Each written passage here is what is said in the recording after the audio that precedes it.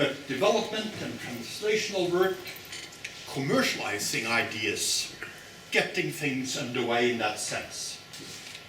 Dealing with intellectual property, patents, royalty, license technology, startups, and all of these things. And gradually our faculty have bought into this quite well. I dare say nearly all our engineering, physics, chemistry, biochemistry, molecular biology are really on board, have participated in workshops, seminars, and we do have good connections to local business, and we have done a bundle of startups.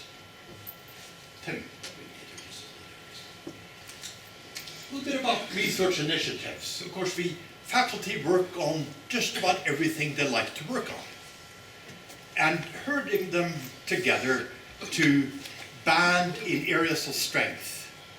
For funding and general approval, it's not always easy, but earliest on, biotechnology, including biosciences, pharmaceutical, biotechnology, and so on, it's been a big initiative for us. We made new buildings, hired a bundle of new faculty, 32 new faculty lines over the last 7 years. And that's really unusual for a starved university like ours. Computational science and engineering, dealing with all areas of computer work, from cybersecurity all the way into solving large complex equations in the time domain and the like. Geosciences and environmental sciences. We have broad strength in. And if we were to look at the impacts, citation factors, we range nationally way ahead of other fine institutions in the country. Likewise, material science and engineering. Many of the gains to be made in tech transfer actually in this area, from polymers all the way to highfalutin new metals. Renewable and sustainable energy, accepting the snow outside, solar energy, biofuels and the like. Colorado is doing quite well. And power storage, energy storage in tall dams up in the mountains close by. So we really have it all here. And we have a vibrant program in this area. We got nearly 2,000 of our students are part of what we call our energy club, setting up seminars, etc., getting outside speakers and the like. Space science and aerospace engineering is probably the field where we've had strengths the longest. Some of our institutes in this area go back over 50 years. And our aerospace engineering sciences department is the only one in the central Rocky Mountain area. You've got to go down to UT Austin, up to Minnesota, actually Kansas do have, and you've got to go a bit west to see this.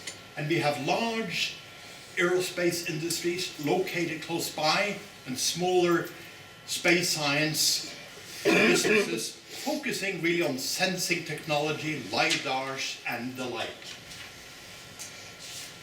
We also have strength in STEM education research, K through 12, all the way up through college, how to effectively teach conceptually difficult and practically difficult STEM topics to students so they really have an in-depth understanding of what's going on, including those who would go on as teachers and those who would go on and do other fine things in society.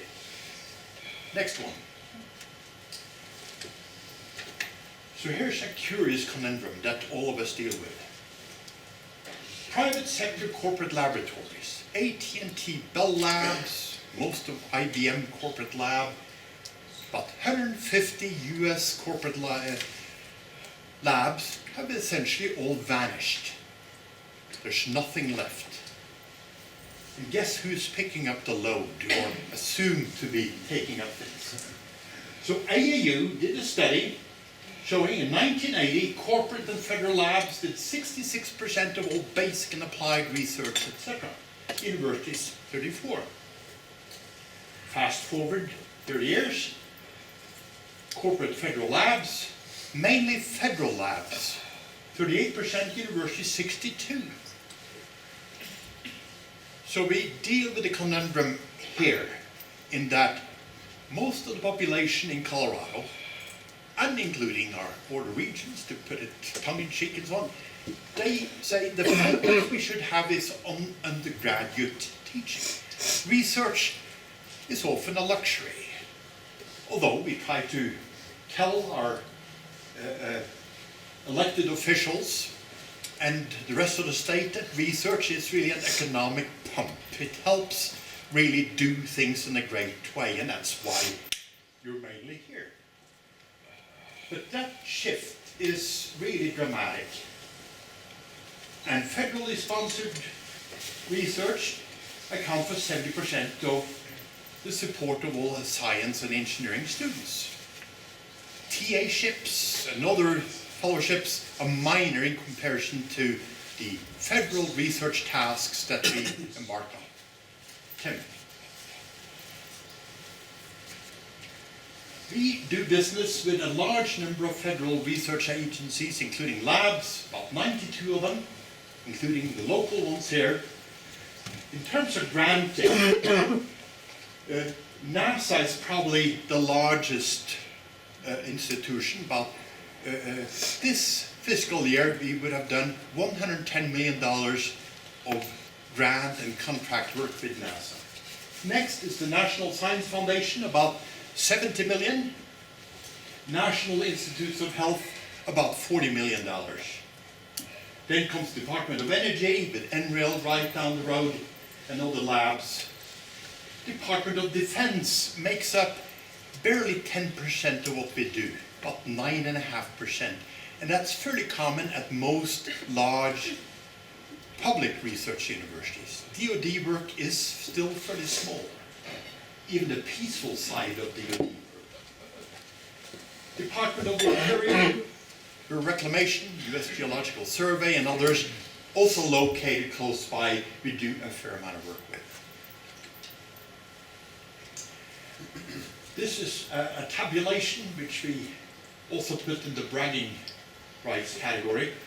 So AAAS, American Association for the Advancement of Science, has a fine magazine called, or publication called Science, the most highly cited publication outlet in the US and the rest of the world. So they came up with a table a couple of years ago, looking at the research output generated by 29 universities that make up 50% of the useful research that actually people use. And we happily find ourselves here. It says University of Colorado System, but we think it's mainly us. Because if you go to the next one, here we figure number 8 on the list, and we have a couple of very fine institutions in our midst. You see a progression of the period from 1981 to 85, 93, 97, and finally 2005 to 2009. And indeed, the citations of useful research publications are coming out and being used by other developers and the like, and we take some great pride in this. So this is the basic side of economic engine application, you might say. So, next one. So what does a research office do?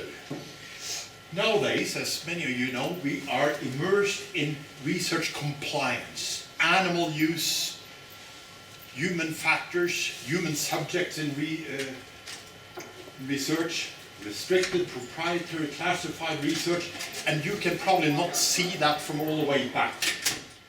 Responsible conduct of research, research misconduct, conflict of interest, all these things that 10, 20 years ago we could hardly spell. And it's taking a huge amount of time. Faculty members nowadays spend more than 40% of their time, besides teaching, on dealing with compliance issues. So we become really bureaucrats. Research support and investments on the right side, dealing with industrial relations, and we're trying to increase our industrial relations base here. Our industry contracts make up maybe $20 to $22 million per year, which is fairly small, but fairly common. to many large public universities. We have a seed grant program to instill and foster in faculty collaborations on practical research. Of course, we like to think that all research is practical, but that's the eye of the beholder. Research initiatives and a whole bundle of things that you can see down and you will get in email at some point. Also our Office of Contracts and Grants, which is really the important function in gathering data, the proposals, budgets, packaging and submitting to these 92 federal agencies and labs. And offices like mine have really expanded rapidly in recent years, both due to federal regulations, but also the basic needs. International collaborations in research is something we try to do more of. Next one. So what we have been doing here on campus, a snapshot, let's see, in fiscal year 2000, 210 million, and we grew up to 454 million in the ARA, the stimulus